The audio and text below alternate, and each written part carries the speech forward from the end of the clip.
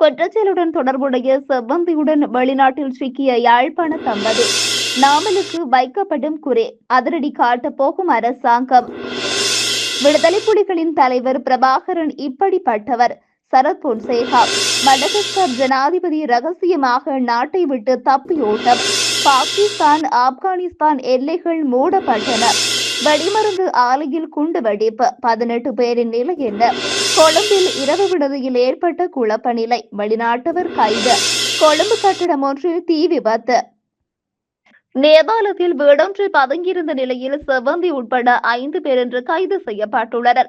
கைது செய்யப்பட்ட குழுவில் கம்பகா மற்றும் நுகேகொடியைச் சேர்ந்த 2 பேரும் யாழ்ப்பாணத்தைச் சேர்ந்த தம்பதியும் உள்ளடங்குவதாக போலீசார் குறிப்பிட்டுள்ளனர். கனேமுள்ள சஞ்சீவ கொலை வழக்கின் முக்கிய சந்தேக நபரான நேபாளத்தில் கைது செய்யப்பட்ட இசாரா செவ்வந்தியை மற்றும் ஏனைய சந்தேக நபர்கள் நாளை இலங்கைக்கு அழைத்து வர நடவடிக்கை எடுக்கப்பட்டுள்ளதாக போலீசார் தெரிவித்துள்ளனர். குற்றப்புலனாய்வு திணைக்களம், மேல்மாகாண வடக்கு குற்றப்பிரிவு மற்றும் நேபாள பாதுகாப்பு படையினரால் இசாரா செவ்வந்தியை கைது செய்வதற்கு சிறப்பு நடவடிக்கை எடுக்கப்பட்டுள்ளது. சிறப்பு கூட்டு நடவடிக்கையில் இசாரா செவ்வந்தி உட்பட 5 சந்தேக நபர்கள் கைது செய்யப்பட்டுள்ளனர். தலைநகர் காத்மாண்டுவில் இருந்து சுமார் 20 கிலோமீட்டர் தொலைவில் உள்ள பகுதியில் இசாரா செவ்வந்தி மற்றும் குழுவினர் கைது செய்யப்பட்டுள்ளதாக தெரிவிக்கப்பட்டுள்ளது. சம்பத் மனம்பேரில் கூறுவார் என்பதனை நாமல் ராஜபக்ச அறிந்துள்ளாரா என்பது எதிர்வரும் விசாரணைகள் இருந்து தெரியவரும் என அமைச்சர் நலிந்த எதிச தெரிவித்துள்ளார். ஊடகங்களுக்கு கருத்து தெரிவிக்கும் போதே அவர் இவ்வாறு குறிப்பிட்டுள்ளார். அவர் மேலும் கூறுகையில், அடுத்ததாக என்ன செய்தியை வழங்க உள்ளோம் என்பதை சம்பத் மனம்பேரியிடமே கேட்க வேண்டும். சம்பத் மனம்பேரி என்ன கூறுவார் என்பதனை நாமல் ராஜபக்ச அறிந்துள்ளாரா என்பது எதிர்வரும் விசாரணைகளில் தெரியவரும். சில சமயங்களில் சம்பத் மனம்பேரி என்ன கூறுவார் என்பதனை நாமல் ராஜபக்ச அறிந்து கொள்ளாமல் இருக்கவும் முடியும். இதனால் இந்த வாரம் ஒன்று, அடுத்த வாரம் ஒன்று என கூறுகிறார். உண்மையில் விசாரணை பிரிவினர் கிடைக்கின்ற சாட்சியங்களுக்கு அமைவாக விசாரணைகளை முன்னெடுத்து சரியான நபர்களை அடையாளம் கண்டு சட்டத்தின் முன் நிறுத்தும் செயற்பாடுகளையே முன்னெடுக்கின்றார்கள் என குறிப்பிட்டுள்ளார். விடுதலை புலிகளின் தலைவர் பிரபாகரன் மீது தனக்கு தனி மரியாதை உண்டு என முன்னாள் ராணுவ தளபதி பீல்டு மார்ஷல் சரத் பொன்சேகா தெரிவித்துள்ளார். ஊடகங்களுக்கு கருத்து வெளியிட்ட போதே அவர் இவ்வாறு குறிப்பிட்டுள்ளார். அவர் மேலும் குறிப்பிடுகையில், பிரபாகரன் தமது எதிரியாக இருந்தாலும் தப்பியோடாமல் இறுதி வரை சமரிட்டார். இதற்குரிய கௌரவத்தை அவருக்கு நான் வழங்கி வருகின்றேன். போர்க்களத்திலிருந்து தப்பியோடாமல் இறுதி வேட்டு வரை பிரபாகரன் போரிட்டார்.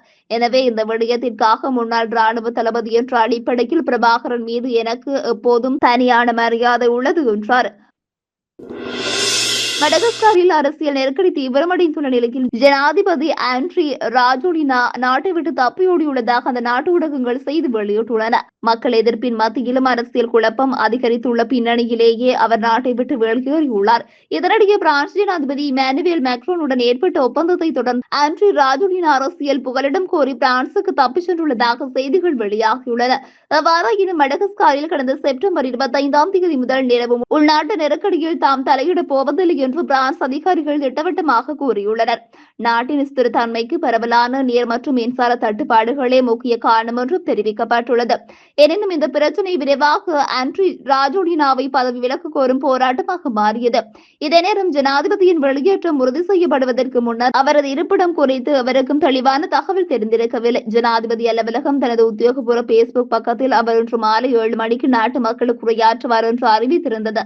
இருப்பினும் கிளர்ச்சிக்கு ஆதரவளித்த அதிகாரிகள் கொரில்லா பிரிவின் கட்டுப்பாட்டை கைப்பற்றியதாக கூறப்பட்டதிலிருந்து அவர் பகிரங்கமாக எதுவும் பேசவில்லை.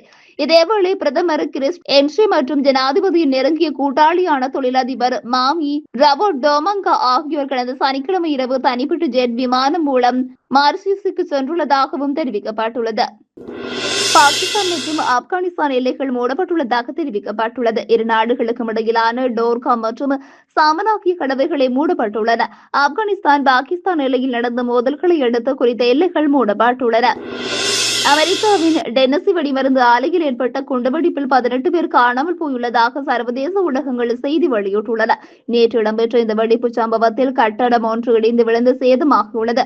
கட்டட இடிபாடுகளுக்குள் சிக்குண்டு சுமார் 18 பேர் வரை காணாமல் போயுள்ளதாக தெரிவிக்கப்பட்டுள்ளது. காணாமல் போனவர்கள் உயிரிழந்திருக்கலாம் என அஞ்சப்படுகின்றது.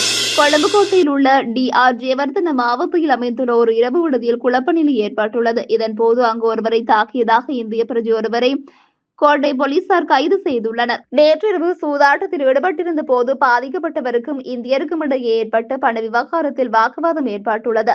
இதனால் இந்திய பிரஜை தாக்குதலை மேற்கொண்டதாக தெரிவிக்கப்பட்டுள்ளது. இந்தியரின் தாக்குதலில் பாதிக்கப்பட்டவர் வத்தலையைச் சேர்ந்தவர் என குறிப்பிடப்படுகிறது.